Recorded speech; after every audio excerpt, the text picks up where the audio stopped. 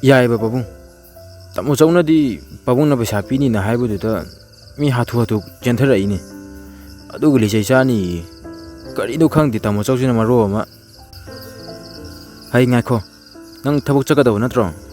Chatu ni genu. Adu ga yau thingi ba. Ha. Yau thingi ba. Sakthi ba sidi. Adu pabung hasu hai bene pesa kita piu. Kedawna ba nang di. Ha. Kada sinna doina ba. Min gari tau hana bani genu. Oh. Isadi gari tau si bau hamangam jabani ne. Ha. Leite pesa. Pabung ising mga katapiyo. Ato ito si jorok tu ne ba. Ay na leite di leite. Ay bu pesa ko miro. Ha. Ay siya pesa ko mira ba. Asum na leiring ay da geto tilai. Pabung. Pabung. Gesem tahango. Manggol jauna. Hai, gesem tahango so. Kanano sangai chemti yung susolo. Amuba getlom da thulai. Amuba na. Hai, nana mo kare saluri ba ayuksida. Kai tu ayuk no tamoya. Hai. Punge tari ngo. Hai duna tampa phone hatu lok thoga yengi. Tampa na. Pung tara ma kai hile gainu. Tamoya ne thena hogalaga. Haiduna tampa changki. Mapabung manakta phamtharaga asumna. Pabung. Pabung. Mangol jauna. Mamai leithoga. Mama saradana. Ningai diba. Giri ta adana. Pabung. Ene kaurushi tadro. Ho taye. Karinu. O tabai raba. Ene kauda mai leithoido. Oh, tabai ni tabai. Ado pesa kita piyo. Hai. Nang namu kai dona ba. Ho ne marup yaw sing ngetawa. Namu marup phanam yaw dai ne. Ho handa kisina atopa. Hai, yarunu. Kai gino papung. Mi yaw ni na haikra bane. Yaru ko soi ba. Aduna kaya hundoi ba. Ha, aduna kaya hundoi no ba. Lising Ising chonga. Imai. Ai seasoning ko noi manang ta leiba sa. Babu nang yam pakti ko. Ai de soiba yaro hasine. Haiduna tamphai mungda changki. Amubana. O ai na pida bida isangi na pidoiba. Manggol jauna. Hai. Masi ngang sidi kai de besano. Ai khang de ka babung. Ai lo sulagi ge. Loraga thola dawni ko. Masidi asumna leiring da Bikram losilaga tholai. Pabung ai chalogi. Hai namgu chaka charabo. Chararogi pabung. Ai timing si yadre. Chalogi. Phare. Baja na chalu ko. Gari ke to ningchina tho.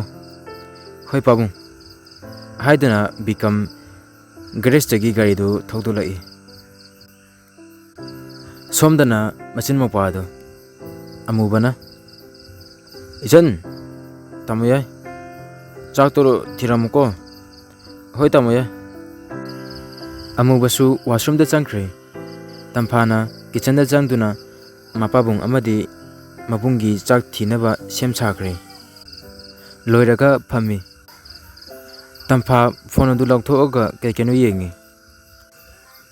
Amubasu losilaga kichalam da kumtharai. Kainjano nangi sibo.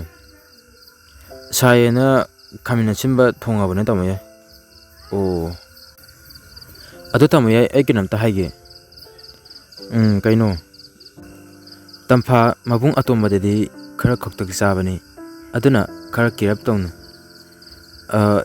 Dress kita lege tawwa. Pesa kita piyo na haige tawne tamoya da. Amubana. Nangi lairi miyam dudi. Adu do malle. Aduna ni. Hai. Lairi miyam do se chadana to. Amamu. Pesa sabi hektar lan hatara pura. Ha. Lan pro hatara pura ba. Tampa kampre khangna. Kamamba degi chongkhalle. Makhotagi phone ta ki ba khanghodi. Phone do amung lokhalaga phanda da amung phami. Amubana. Nangi lairi miyam do adu dum che chadana to. waya ngangan haiduna amuba sakta purp jasanki loiraga hawakre tamphana makuk chakpa haisini aine saura diba injang thum hapchen deni yongko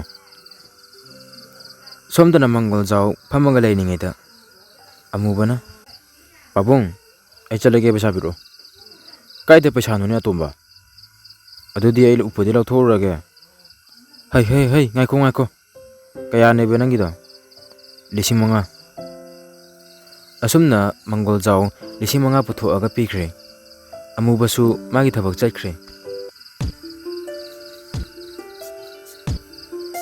somdana tomba airport gi mayum namda la ami mayum yawra aga imau ai hala ima pabung Soniana tare mai pabung achana pa yora male lao haiduna thola Soniana ngaiko mai gam ta phajana ko haiduna khabachi duda mai chu khalli aduga masana pabu mai okpide aduga imungda chamina re saratna lao namana ngasai dei ichana pamna chaba uti asangbudu thawai tan thongjakhraba lao haiduna mayam du punna sofa du da phaminare saratna cho na phinaron do hongtuk charuro tamsang lapagi waramani hoi pabung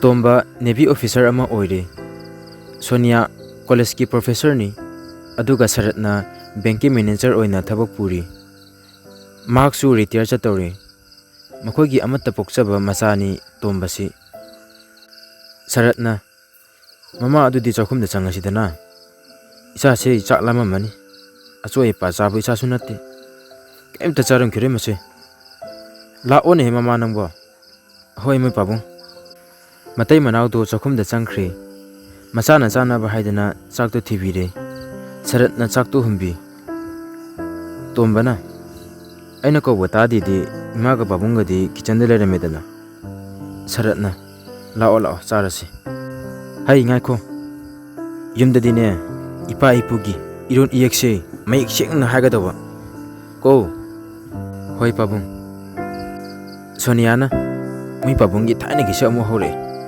mi icha lakta ngai bani ho charo adu mama nangi marina pa pidu ga leribo leri di mana ani tapiro udana ho leibani echama age chaba hobiro pare adudi ko jo chaba horogi ko haiduna chakto chaminakre